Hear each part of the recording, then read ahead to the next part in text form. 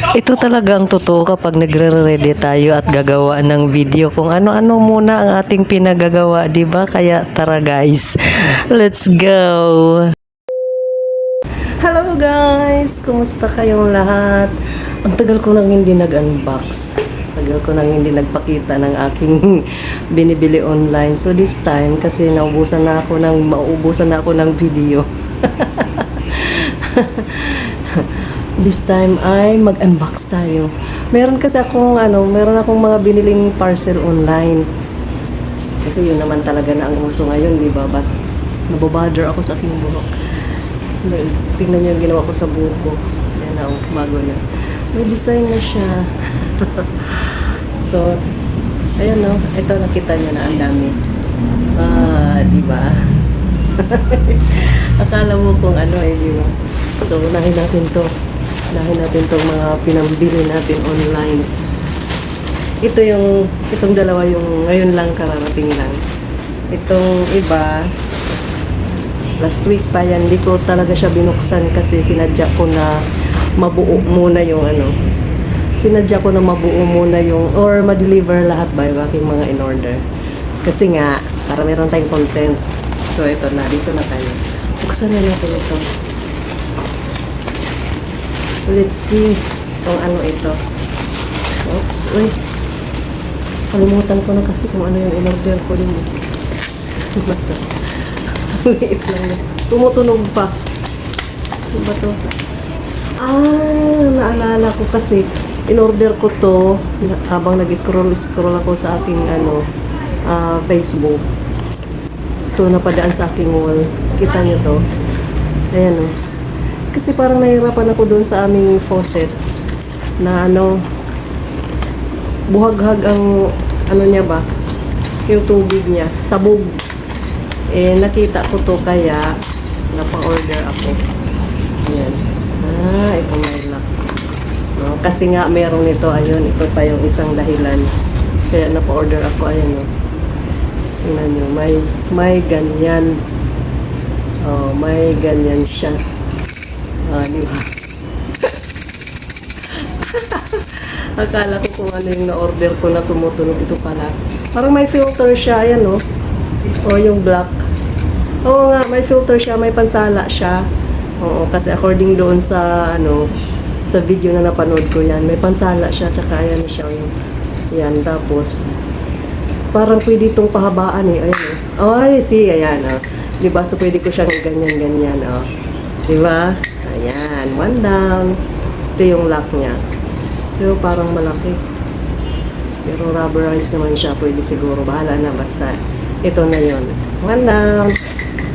Lagay ko siya dito. Tapos ito pa yung isa.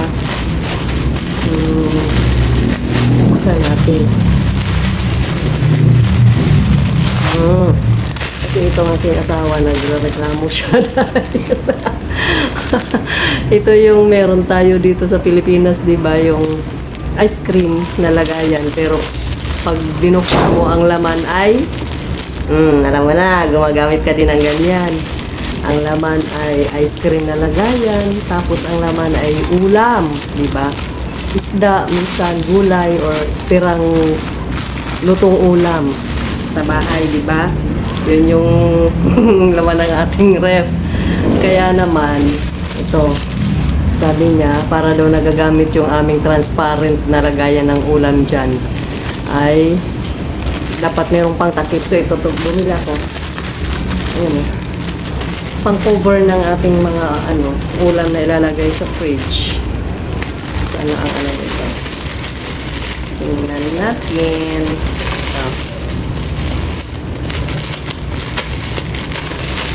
Siya. Oops. Magic. Ayan siya, oh.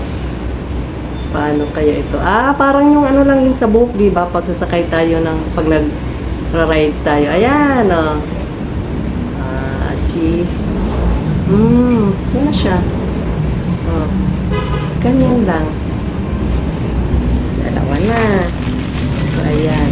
Kasi ayaw na ng asawa ko gamitin yung ice cream. Na-prank siya minsan, nag-crave ng ice cream. Kala niya, ice cream ang laman. Pero may ice cream naman talaga kasi gumawa kami ng avocado ice cream. Kaso, yun, ang laman ay isda. Tapos, ito pa, isa. Sa bahay natin. Diba?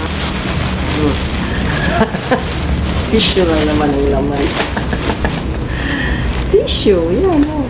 Kailangan natin ng tissue araw-araw. Ginagawa ko kasi panglinis sa ano. Pag maglinis dyan sa tawag nito, aking lutuan, gas range. Yan ang ginagamit ko. Diretso tapon na. Tapos meron pa akong isa. Unahin ko siguro itong malaki. Para may clue na kayo anong gagawin ko. Bakit malaki? Kasi nga, dahil pag may dumadaan sa wall natin, na hindi naman kailangan, pero dahil dumaan, napapabili. Pero matagal ko na talaga gusto gawin yun. Since meron na kaming fridge, may fridge, tapos may freezer na. Gusto kong gumawa ng Graham bar. Tapos yun, may mga nakita akong mga gumagawa na. Ganda lang nalagyan nila, diba? Kaya sabi ko kay Jen Red, o-order ako pero siya ang magbayad. Kaya, eto, order na nga ako last week pa to. Kaso last week, yun na, kaya din na pa-order kasi last week nga gumawa kami ng Graham. May nakita ako na may magandang lagayan. Diba yung hinati-hati pa nila ganon? Kasi yung mga nagbibenta, nagbi-business. So, napabili din ako. Go try. So, gumana. Ang tagal naman ito. Pagtatayo pa ako, kukuha pa ng kutsilyo. Ganito na lang. Ayan. Malaki na yung pinili ko. Malaking, as you can see, malaki. Kasi nga, pwede na siya pag business, ganyan. Para meron ka tayong sideline. Diba? Gusto din natin magkaroon ng sideline. Kumita. Versace. Ito. Dalawa yung in-order ko, guys. Tignan nyo. Dalawa yan. Pag walang gunting, di ako nakapag-prepare. Ako nakapag-prepare ng gunting, pero ito na siya. Warak-warak na. Hindi pa natin makita. Oopsie! Ayan, oh. Dalawa siya. Lagayan ng Graham bar. Di ba? Dalawang, di ba yung Graham cracker, dalawang ganyan. Buo siya ganyan. Dalawa lang in-order ko muna. Hindi ko sure kung kasya ito sa freezer. Parang ang laki. Pero bahala na. Basta ito na siya, dalawa na. Tapos, ito pa, meron pa kung, syempre, dapat may mga kasama siya. Hindi siya mabubuo, hindi tayo makagawa pag walang. Di ba pag gusto mong magpa-order, tapos ilalagay ito. 50 pieces ang isa. Isang pack 50 pieces. Thank you. Iba dito nilalagay yung Graham bar. Okay, thank you. O, dalawa. So, 100 pieces. So, whoopsie. Tapos meron pang isa.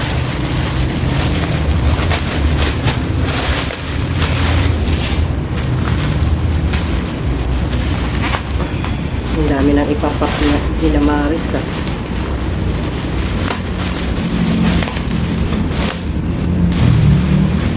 Grabe yung ano na. Ito na yun. Ito yung sinasabi ko. Ito siya, kaya pala ganun kakapal yung cover. Yung pangkat ng ano, di ba? Ay, wala, matalas. Kaya pala. Oh, 6 inches. Yung isang haba ng ano, yung isang haba ng Graham bar. Di ba yung pangkat gano'n? Na mula dito. Ikakat mo gano'n. Ito siya. Dough scraper pala ang tawag. 6 inches dough scraper. Matalas. Ayan. Matalas siya. Tapos, last one. Ilan na ba yung lahat? Ano pa kaya ito? Nakalimutan ko na. Ang tagal na kasi. Ano pa kaya ito?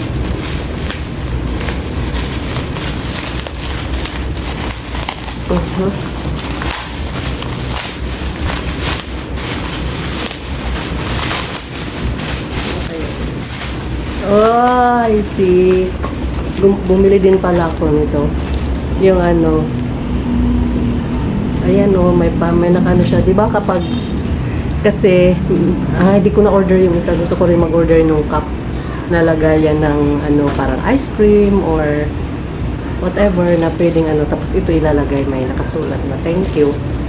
Kaso ito, handmade ang nakasulat. Thank you man sana ang gusto ko. Pero handmade ang nakasulat. Namali lang siguro ako ng pindot, ng click ng orderin. Pero ang gusto ko sana, thank you. Pero handmade ang dumating. Anyways, ito na siya. Nandito na kaya. Wala na tayong magagawa. 50 pieces din yung isang ano, isang balot. So, 100 pieces ito. Ang katulad nito. Ganito din sana yung gusto ko. Thank you. May thank you din. Kaso, iba ang dumating. Magagamit pa rin. So, yun. Yung cup na lang ang kulang ko. Ayan. Kasi para ano, magkaroon tayo ng side hustle, ng extra income para magamit yung ating freezer. Kasi hindi naman palaging puno. Diba? Malay mo, kumita tayo ng milyon. Maging milyonarya tayo. Manifesting! Sabay ganun manifesting. Pero kailangan mo man talagang kumilos. Gusto mo ng milyon, no? Pag milyon ang gusto mo, kailangan na mo ng maraming kilos, maraming puyat, maraming pagod, no? Pero kahit ano pa man yan, basta may gusto kang marating, ay umpisahan natin ngayon na mag-invest, umpisahan ngayon na mag-ipon, umpisahan ngayon na kumita, di ba, para magkaroon tayo ng extra, extra. Hindi yung sakto lang or minsan nga kinukulang pa tayo, di ba? So yun, kailangan tayong gumawa ng paraan para ma-meet yung ating gusto. Para matupad yung ating pangarap. So, ayun lang guys. Hanggang dito na lang. Salamat sa pagtanaw. Ito na lahat yung ating nabili. At ito pa pala. Yan, mga panggamit sa bahay. Walang pang personal na gamit. Bahay lang kasi tapos na yung mga pang personal. So, salamat sa pagtanaw. God bless you. Bye-bye. At ingat kayo palagi. And please don't forget to like and subscribe to my YouTube channel. Bye!